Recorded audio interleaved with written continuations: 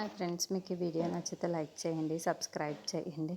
అవని దగ్గరికి పల్లవి వస్తుంది. ఇంతలో అక్కడున్న పల్లవిని చూసి ఎందుకు పిలిపించావు అని చెప్పేసి అడుగుతుంది. ఆ మాటలు వినగానే అక్కడున్న అవని రేపు సీతారాముల కళ్యాణానికి ఇంట్లో ఉన్న వాళ్ళందరినీ నువ్వే ఒప్పించాలి అని చెప్పేసి అంటుంది. ఆ మాటలు వినగానే అక్కడున్న పల్లవి ఒక్కసారిగా షాక్ అయిపోయి అవని వైపు అలా చూస్తూ ఉండిపోతుంది. ఇంతలో అక్కడున్న అవని మాత, అవును, ఇంట్లో ఉన్న వాళ్ళందరినీ కూడా ఒప్పించే బాధ్యత నీది.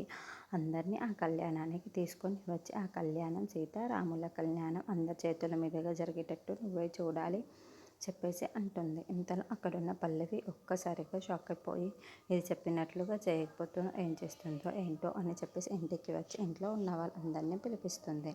ఇంట్లో ఉన్న వాళ్ళందరూ హాల్లోకి వస్తూ ఉంటారు.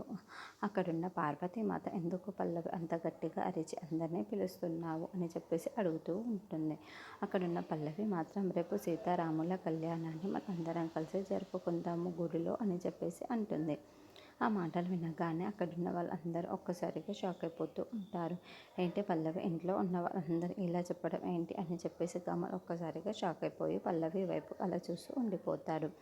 అక్కడున్న పల్లవి మాత, ఏంటి అలా చూస్తున్నావు? మన ఇంటికి ఏం మంచి జరగాలి అన్నా సరే నేను చూసుకుంటున్నాను కదా, అందుకే అడుగుతున్నా. బావగారు మీరేమంటారు అని చెప్పేసి అక్షయ్ వైపుకు చూసి చెబుతుంది.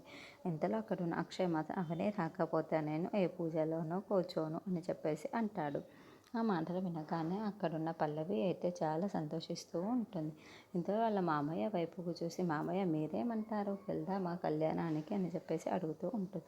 అక్కడున్న వాళ్ళ మామయ్య, సరే నేను వస్తున్నాను అని చెప్పేసి అంటాడు.